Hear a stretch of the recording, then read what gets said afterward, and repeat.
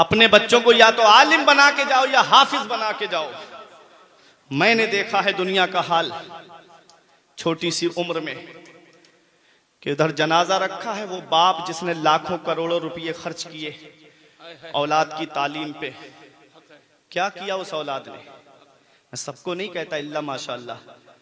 एक शहर में हॉस्पिटल बना के वहां रह रहा है, एक इंजीनियर बना दिया वो अपना ऑफिस संभाल रहा है, एक मास्टर बना दिया उसकी नौकरी फला शहर में लग गई, वहां चला गया बीवी बच्चों को लेके। फल शहर में पहुंच गए और पेड़ गांव में रह गए। फल क्या कहने, शहर पहुंच गए, पेड़ गांव में रह गए। कभी उस बाप के दिल से पूछी तुमने, बाप क्या नहीं करता अपनी इस औलाद के लिए?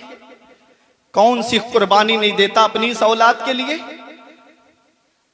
कभी तुम्हें ये लगे मेरे बाप ने मेरे ऊपर क्या एहसान किया है ना, तो चले जाया करो झांसी के किसी मेन चौराहे की तरफ।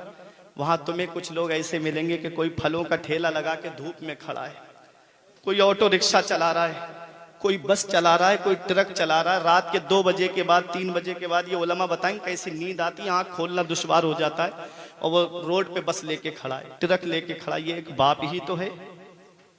कोई दिल्ली कमाने जा रहा है, ये एक बाप ही तो है। मुंबई कमाने जा रहा है, ये एक बाप ही तो है। ये 3-3 साल के लिए सऊदी कमाने जा रहा है, ये एक बाप ही तो है, जो सोचता है 4 पैसे जमा हो जाएंगे, मेरे बच्चों की पढ़ाई में काम आएंगे, मेरे बच्चों की तालीम में काम आएंगे। आज वही बेटे जवान हुए, माँ बाप का बिस्तर घर से बाहर, हमारे कमरे में एसी चले, कूलर चले, माँ बाप तीनों झोपड़ियों में रह के हाथ वाले पंखे से हवा करके जिंदगी गुजारे। क्या इस दिन के लिए औलाद को माँ बाप जवान करते? क्या इस औलाद के लिए आलिमों के घरों के चक्कर लगाए थे, हजरत कोई तावीज दे दो घर में चिराग जलाने वाला आ जाए?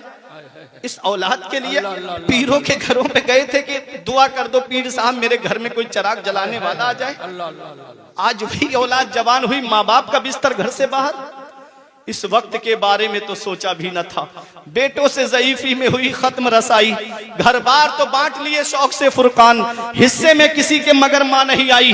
वक्त ठुकरा देगा एक दिन मेरी सारी ये कुर्बानियां, दामने उम्मीद में फकत नाकामियां रह जाएंगी। शादियों के बाद बेटे तो अलग हो जाएंगे, बाप के हाथों में फकत बैसाखियां रह जाएंगी। बुढ़ापा क्या जवानी क्या, ये बचपन बांट लेते हैं। ना होकर दिल में गुंजाइश तो आंगन बांट लेते हैं। नहीं मंजूर हिस्से में किसी बेटे को अपनी माँ, मगर आपस में बूढ़ी माँ के कंगन बांट लेते हैं। वाह वाह वाह, नारे मगर आपस में नारे रिसालत, पैगाम इस्लाम, वाह वाह, मगर आपस में बूढ़ी माँ के कंगन बांट लेते हैं। क्या जवाब देंगे कयामत में हम अपने नबी को? हम कौन सा चेहरा लेके अपने आका की बारगाह में जाएंगे? माँ बाप अल्लाह की इतनी बड़ी नेमत है, इसका पता हमें तब चलता है जब इनकी चारपाई घर से उड़ जाती है। फिर चिराग लेके भी ढूंढोगे तो माँ बाप जैसा प्यार करने वाली शख्सियत नहीं मिलेगी, माँ बाप जैसी मोहब्बत करने वाली शख्सियत नहीं मिलेगी। जब अब्बा जिंदा है हयात है, माँ जिंदा है हयात है, तब बेटा माँ से बात नहीं करता, अपने अब्बा से बात नहीं करता, बराबर में बैठ के घंटों मोबाइल चलाता रहेगा, लेकिन माँ बाप से बात करना पसंद नहीं करता। और जब उन्हीं का इंतकाल हो जाए तो जनाजे को चारों तरफ से औलाद घेर के कहती अब्बा बोलो ना, अम्मी बोलो ना। जब वो बोलते थे तब तुझे उनका बोलना अच्छा नहीं लगता, जब वो कलाम करते थे तब कहता था कि अब्बा बोलते बहुत है। इन उलमा की मौजूदगी में एक बात बता के जा रहा हूँ। हमारे बुजुर्गों ने फरमाया है कि बाप आंगन में लगे हुए पेड़ की तरह होता है। जब शिद्दत की गर्मी पड़ती है, जब शिद्दत की धूप पड़ती है, जब गरम गरम लू के थपेड़े होठों को खुश्क कर देते हैं, ऐसे वक्त में सबसे बेहतर और मुनासिब साया जो होता है वो दरख्त का साया होता है, वो पेड़ का साया होता है। कितनी भी गर्मी पड़े, आदमी पेड़ के नीचे कुर्सी डाल के बैठ जाए आराम मिल जाएगा, पेड़ के नीचे चारपाई बिछा के बैठ जाए उसे आराम मिल जाएगा। पेड़ के पत्ते दोपहर में तोड़ना ऊपर से गर्म होते हैं, लेकिन नीचे बैठने वाले को छांव पहुंचाते हैं। हमारे बुजुर्गों ने फरमाया बाप आंगन में लगे हुए पेड़ की तरह होता है। जब तक बाप जिंदा होता है चचा भी मोहब्बत से बात करता है, जब तक बाप का साया सर पे होता है औलाद की ताऊ भी मोहब्बत से बात करते हैं। और जैसे ही बाप का साया सर से उठा, कभी घर के बंटवारे को लेकर लड़ाई शुरू, कभी जमीन की मेंढ को लेकर के लड़ाई शुरू हो जाती है। बाप आंगन में लगे हुए पेड़ की तरह होता है जो पूरी धूप अपने ऊपर बर्दाश्त कर लेता है, लेकिन अपनी औलाद को साया पहुंचाता है, अपनी औलाद को छांव पहुंचाता है। जिया माँ बाप के साये की नाकदरी ना कर, ऐ जिया माँ बाप के साये की नाकदरी ना कर। धूप काटेगी बहुत जब ये शजर गिर जाएगा। धूप कैसी भी हो साया नहीं खोने देता, राह कैसी भी हो बेबस नहीं होने देता। बेच के अपना लहू चाहे वो रोटी लाए, बाप औलाद को भूखा नहीं सोने देता। वाह वाह वाह वाह वाह, जिंदाबाद जिंदाबाद। औलाद को भूखा नहीं सोने देता। वाह वाह वाह माँ बाप अल्लाह की बहुत बड़ी नेमत है। वाह वाह वाह। अब्बा की आंख का जो चश्मा न ला सके, मैयत पे आ रहे हैं हवाई जहाज से। क्या हाल है आज की औलाद का, क्या जवाब देंगे कयामत में हम अपने नबी को। अल्लाह फरमाता है 15वां पारा, देखो मैं कुरान और हदीस से बात करूंगा। अल्लाह कुरान में फरमाता है 15वां पारा, वक़दा रब्बुका अल्ला तअबुदू इल्ला इय्याहु व बिल वालिदैनि इहसाना इम्मा यबलुगन्ना इंदकल किबरा अहदुहुमा व किलाहुमा फला तकुल लहुमा उफ़्फ़िन वला तनहरहुमा व कुल लहुमा क़ौलन करीमा वख़्फ़िद लहुमा जनाह ज़ुल्ल मिनर रहमा व क़ुर रब्बिरहमहुमा कमा रब्बयानी सगीरा। अल्लाह फरमाता है हुक्म दिया तेरे रब ने कि अपने रब के सिवा किसी की बंदगी ना करो, अपने माँ बाप के साथ में भलाई करो, अपने माँ बाप के साथ हुस्न सुलूक करो। पूरा कुरान आप देखें, ये उलमा आपको बताएंगे जहां जहां अल्लाह ने अपने हक कुरान में बयान फरमाए हैं, ठीक उसके बाद अल्लाह ने माँ बाप के हक बयान फरमाए। क्या समझे, हुकूकुल्लाह के बाद में बंदों के हुकूक में, हुकूकुल इबाद में सबसे बड़ा हक जिसका है वो माँ बाप है।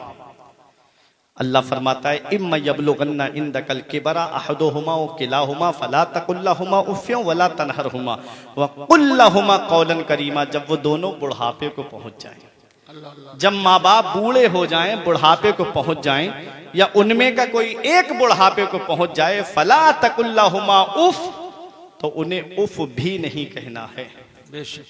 उफ़ जानते हो किसे कहते हैं? अलग अलग अक़वाल बयान किए मुफस्सिरीन ने। इजहार तनफुर के लिए, यानी नफरत वाले कलमों के इजहार के लिए सबसे हल्का कलमा जो है वो उफ़ है। शरीयत ने उस पे भी रोक लगा दी कि उफ़ भी मत कहना अपने माँ बाप को। वक़ुल लहुमा क़ौलन करीमा, जब भी बोलना तो मोहब्बत से बोलना, जब भी बोलना तो प्यार से बोलना। आगे रब फरमाता है वक़्फ़िद लहुमा जनाह ज़ुल्ल मिनर रहमा, अपने माँ बाप के लिए मेहरबानी का बाजू बिछाओ, अपने बाजुओं को समेट लो अपने माँ बाप के लिए। परिंदा उड़ते हुए देखते हो आप, देखा है परिंदा? चेहरे देख रहे हैं, कुछ बोलो भी मुंह से बोलो सुभान अल्लाह। परिंदा उड़ता है तो जब वो अपने घोंसले की तरफ आता है तो क्या बाजू फैला के आता है या सिकोड़ लेता है? बाजुओं को सिकोड़ता है ना। अल्लाह ने क्या मिसाल फरमाई है। जब तुम माँ बाप के पास आओ तो बाजुओं को समेट लो। तुम डॉक्टर होगे तो बाहर होगे, तुम इंजीनियर होगे तो बाहर होगे, तुम IAS IPS या और किसी महकमे में होगे तो बाहर वालों के लिए होगे। जब घर में आओ माँ बाप के पास तो IPS बन के मत आना, डॉक्टर इंजीनियर बन के मत आना, बल्कि उनका बेटा बन के आना। जब आओ तो बाजुओं को समेट के आना और अपने माँ बाप के सामने फरमाबरदारी से पेश आना। ये अल्लाह का कुरान कह रहा है। ये कुरान में रब हमें पैगाम दे रहा है कि माँ बाप के साथ कैसे रहना है। फिर रब फरमाता है दुआ ऐसे करो, ए अल्लाह मेरे माँ बाप पे ऐसा रहम फरमा जैसा उन्होंने बचपन में मेरे ऊपर रहम किया था। ये कुरान हमें पैगाम दे रहा है।